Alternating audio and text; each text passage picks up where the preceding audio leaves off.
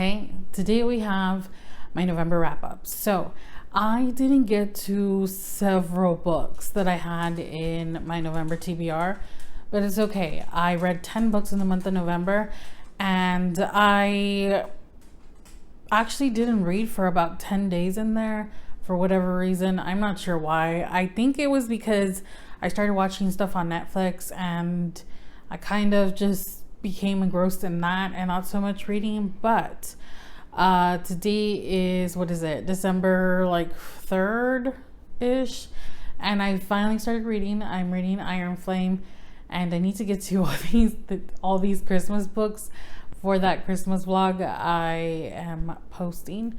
So let's get into the wrap up. I had a pretty good reading month. I didn't have any 5-star reads, but it was overall pretty good. There was just, I think, one like kind of low rating, and the rest were fairly good. So let's get into them. The first book that I read, I actually don't own physically. I had checked it out on Libby. It is The Chain by Adrian McKinty. And I did not love this book. The premise seemed like it was going to be great. Like it was going to be a really good time. I was going to really enjoy it because it was about these parents having their children kidnapped. And if your child got kidnapped, then you had to go kidnap someone else's child and keep the chain going in order to get your child back. But once you did get your child back, that didn't just guarantee that you were safe and out of the chain. You had to like do all these other things and make sure that the person you chose to be kidnapping other children did their job. Like it was a whole thing, and actually that was like interesting to me, but it was pretty predictable. And then it kind of slowed down, and then it turned into something like at the end I thought the revelation was going to be something different. Like it was going to be a lot more than what it was. It was a little underwhelming. The end was just kind of like meh, you know what I mean? So that is why I rated it 2 stars. The next book that I read in November was a very popular book. Everybody on TikTok has been loving this book. Everybody has been rating it super high, saying that it's going to be in their favorites list of the year, and I really wanted to read it. I had this in my October TBR and I didn't get to it, so I wanted to make it a point to read it in November, and I did, and I just did not like it. And that is A Study in Drowning by Ava Reid. This, I don't know. This is about Effie. She's on the cover. We follow Effie. She's an architecture student, not by choice. She really wanted to be a literature student, but women are not allowed to be in the literature college. So she settles for second best, which is architecture. And she enters this contest to renovate the home of her literary hero, who has recently passed away. And she wins. So immediately she leaves the university and she goes on location to where this guy's home is. It's super creepy. That is one thing I did enjoy about the book, is the like creepy vibes. Ava Reid does a really good job with her writing. Her writing is beautiful and very descriptive, and you do get to imagine everything perfectly because she gives you everything that you need to make the setting and the atmosphere the best. That was honestly my favorite part of the book, but the whole rest of the book I just didn't like. I didn't connect with the characters. I could have cared less what happened to them, and I know I'm in the minority here because a lot of people really resonated with Effie because she is battling trauma that she experienced, and a lot of people say this is about like female empowerment and like getting through your demons, but I guess I'm not that deep because those things just kind of go over my head, and even when I see them, they don't affect me.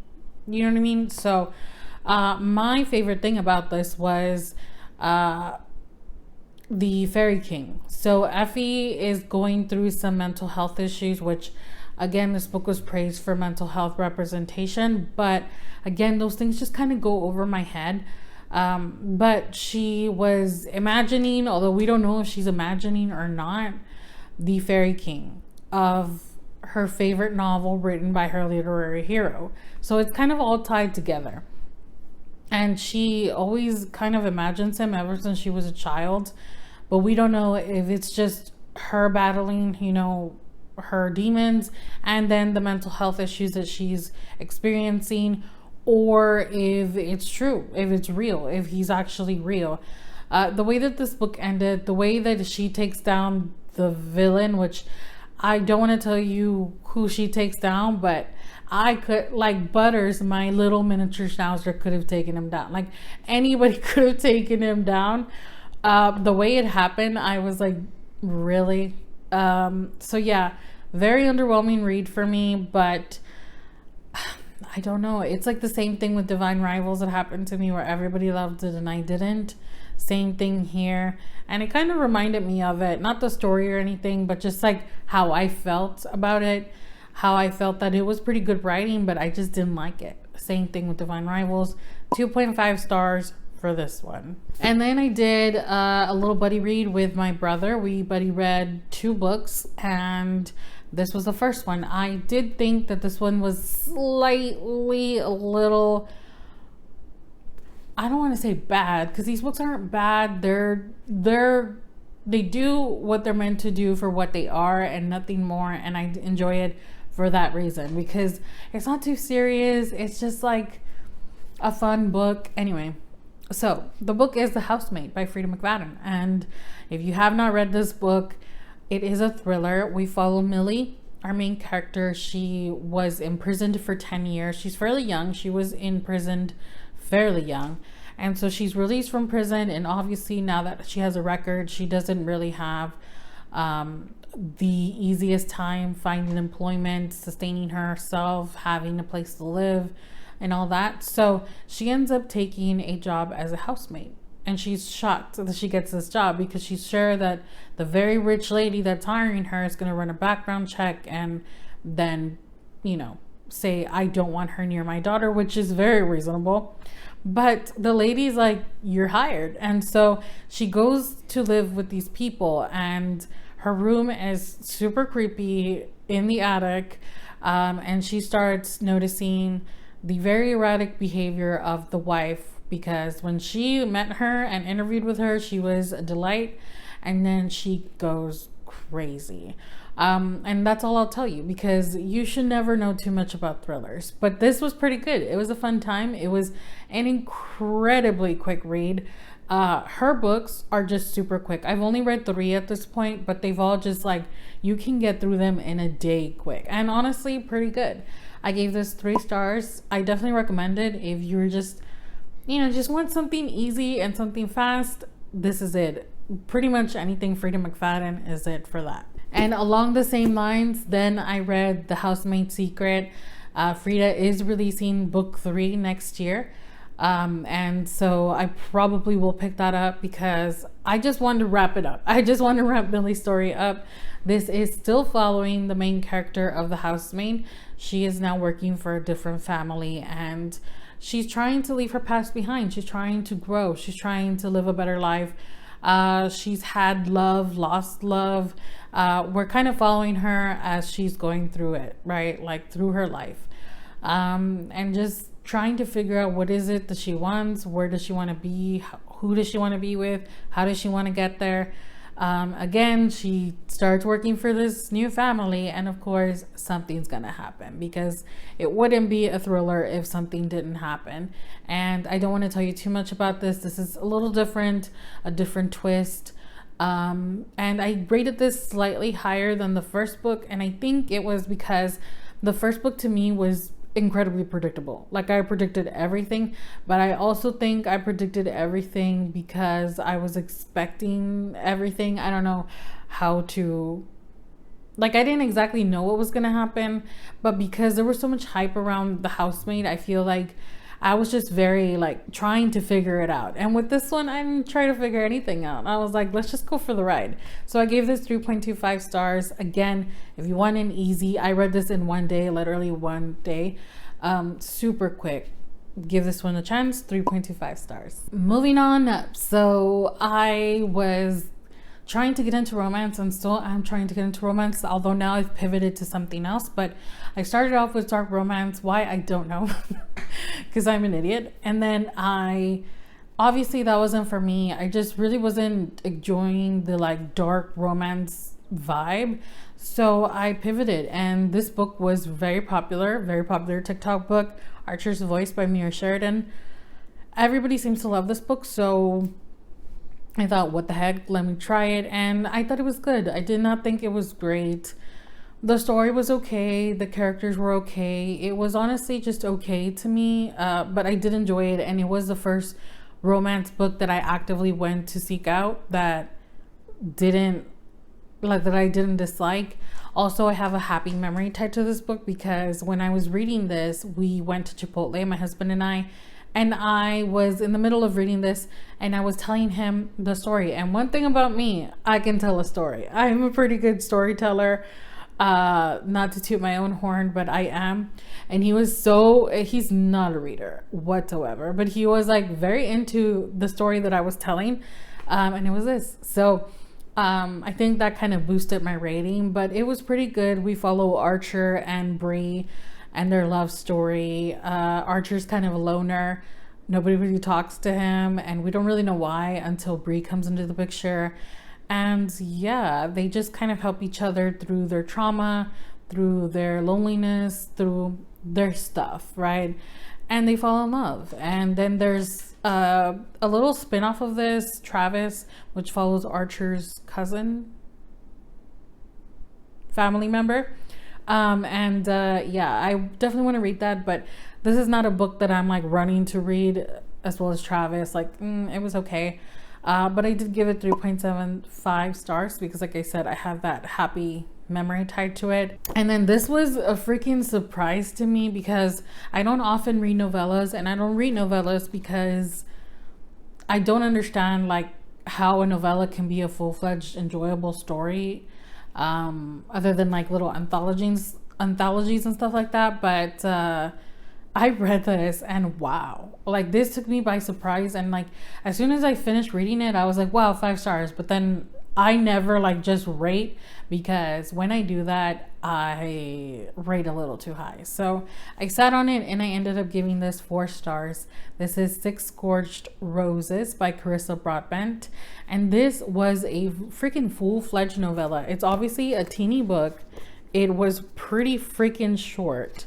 And it goes in parts, and I actually really enjoyed the part aspect. Like, as you can see, this is part 6, the 6 rows. I really like that. I don't know, I just really liked everything about this book, and I probably should have rated it a little higher, but it's a novella, so I didn't get carried away with my rating. And I rated it 4 stars. I'm trying to see how long it was. It was no, it was even less than that. That's the author's note. Wow, it was 183 pages. And honestly, we got introduced to characters. We got a little bit more backstory of this world, the Crowns of Nyaxia world. We had a full-on plot. We had a climax. We had a issue. We had a resolution. Like, we had everything in less than 200 pages.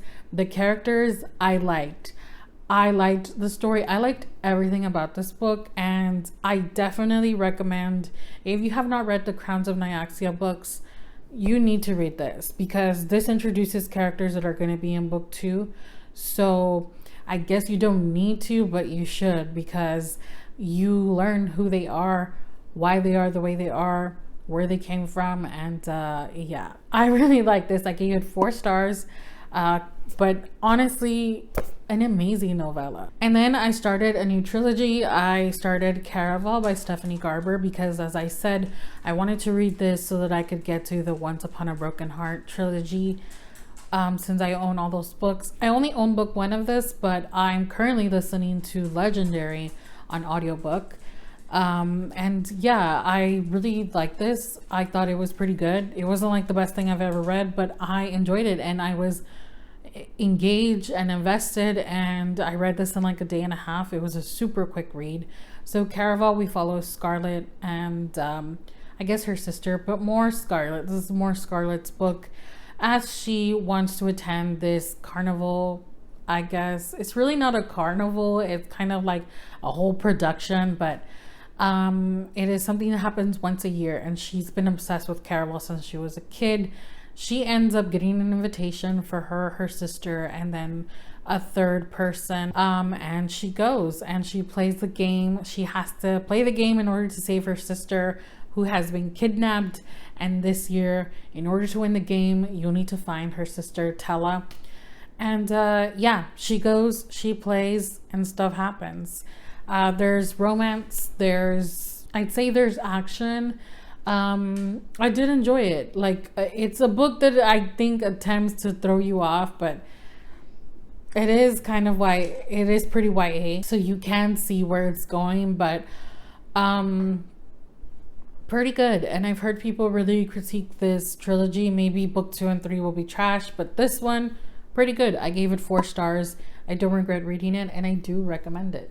And then I started a duology, and we all know how I feel about duologies. They are superior. So I was pretty excited about this. I thought this was going to blow my mind, though, because everybody has been talking about how amazing these books are. I did really like this, but I was not blown away. However, I am waiting for book 2 because it has the potential to blow me away. Apparently, everybody loved book 2 more than book 1.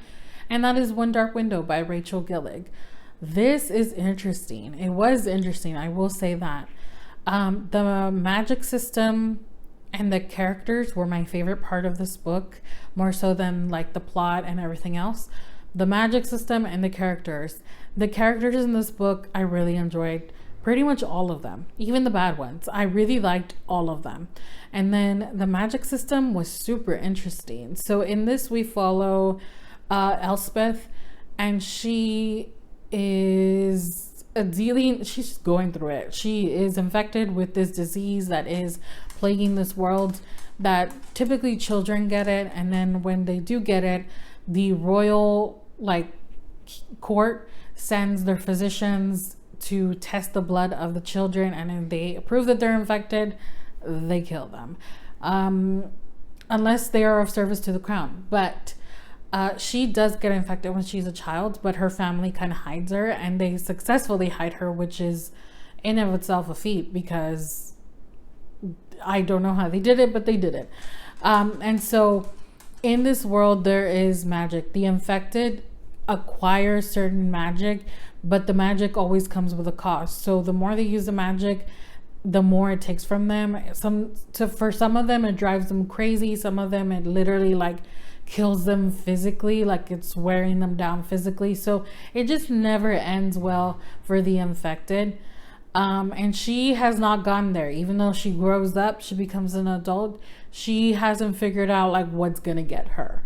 And the other magic is in the form of cards. They're called Providence cards, and these cards are imbued with different types of magic. So there's a card that allows you to control others. There's a card that allows you to read thoughts, I believe, or read minds.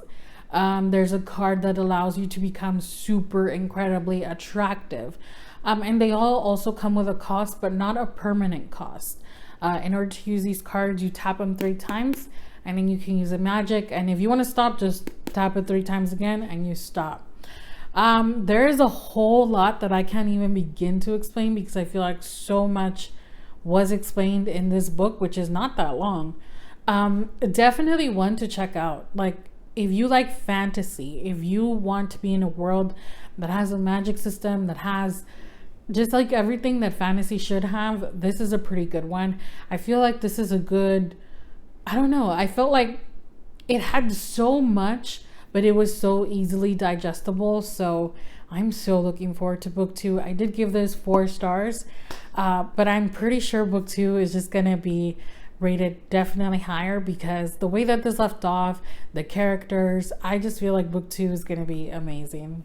And then this one was kind of a surprise to me, because I've never read a book by this author, even though I own 3 books by this author. I had been hearing people raving about it, and I wanted to check it out. It was a fairly short book, and it's a YA book, so I picked it up. This is Check and Mate by Ali Hazelwood, her YA debut. I'm not familiar with her. I mean, I know what she writes, all those love stories and STEM, so I wanted to read this. you do not have to know much about chess in order to enjoy this book. In this, we follow Mallory and Nolan. Mallory was brought up on chess. Her dad was like a professional chess player who was really good, and he taught her chess as a child. She fell in love with it. She was a little chess prodigy. She was like making news and stuff because she's so good at it. And then something happens that leads her to stop playing at age 14 and just like completely ignore chess, like pretend that it didn't even exist. And Nolan is a pretty young player that became like the #1 ranked player in the world. Super good. Nobody can beat him. Nobody can even touch him. Mallory's friend invites her to come and play at a tournament with her just for funsies. She's like, I committed to this. I promised this person I'm going to do this. Please, I need one more person on my team. And she's like, I don't play chess. But she ends up doing it, and our story takes off from there. So it was really good. I don't want to give away more, but it was so cute. Like, it was so fast paced. It's a fairly short book. It's a little over 300 pages long, and I really liked it.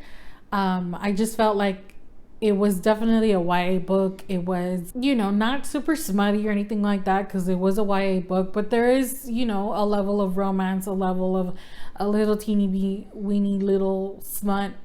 I think, I can't exactly remember. But it was just good. I really liked it. I liked the story. I enjoyed everything about it. One critique that I hear people talking about all the time regarding this book is the amount of pop culture references in here. We get references about everything. TikTok, BTS, like there's so many references in here, and it did not bother me whatsoever. Even though I'm a millennial, like I'm fairly immature and fairly into pop culture, so it didn't bother me. And I don't know why people went off so hard about that. It's a YA book, like it's not an adult book. I don't understand. And I've also seen like Gen Zers say like that it's cringy and that it's like a millennial writing, trying to appeal to like Gen Z. And maybe that's true, but guess what? I'm a millennial, so I enjoyed it. 4 stars. And then we end with the very last book. Listen, I didn't even want to read this book, but I read it because my brother had read it. And whenever he reads something, and if I have it, I want to read it so we can discuss it. And it was a happy surprise. So the book is Dark Rice by C.S. Pacat. This book was pretty good. When I was reading the book, it didn't really actually get that good until the latter half, almost like the latter third, to be honest. But it was never boring. It just was not super, like it wasn't crazy, right? Like it was engaging enough, but it wasn't anything crazy. This book has been said to be very similar to Lord of the Rings, and I do think that it has Lord of the Ring vibes, Lord of the Ring aspects. We have kind of a chosen one, we have a Dark Lord, we have kind of like the Nazgul, we have that too, the like dark servants, but it is different. I would not say it's a ripoff. I've heard people say that, like, no, I would not say it's a ripoff. It is different. It does do its own thing, but it does have those elements. But listen, I love Lord of the Rings, so I was here for it. But yeah, this book ended so well, and it made me want book 2, which my brother gifted me for my birthday. Yeah, that ending, these characters I like, the ending I loved. And if you like fantasy, and I don't know if this is YA, although it kind of read YA to me, but I don't mind YA. I know a lot of people talk down on YA. I don't know why. I don't mind YA, and I'm 34 years old, but it was so good. And yeah, like I said, pretty slow, but like the last third of the book I was invested, and I feel like book 2 is gonna be pretty good. I guess it can go 2 ways. It can be like really good and like a lot happening with the revelation at the end, or it can be like a second book, and secrets and lies and stuff like that. But either way, I'm here for both. I gave this 2.5 stars, my highest rating of the month. If you like Lord of the Rings, if you like fantasy, if you like YA, check this out because it was pretty good. And that was it. Those were the 10 books that I read this month. I'm not being very strict with my reading. I obviously didn't get to all of the books in my November TBR, and that's okay because I had a good time with the books that I read. I wish I could have read more, but like I said, there was that period of time where I was just on Netflix mode. I've been binge watching Gilmore Girls for like the 4th time. I don't regret it. So yeah, definitely let me know if you've read any of these, what you thought about them, or if you're curious, want to check one of these books out, let me know, because I kind of like to know what everybody likes to read, because we're all different and that's okay. If you didn't like a book that I loved, or I didn't like a book that you loved, it's okay. And I wish that people would calm down, especially on Goodreads, because geez, some people are very extra, and I'm just like, it's not that serious, you guys. It is a fake world. It's not that serious. But anyway, if you enjoyed today's video, give it a thumbs up, subscribe if you haven't already, and I'll see you very soon with another one. Bye.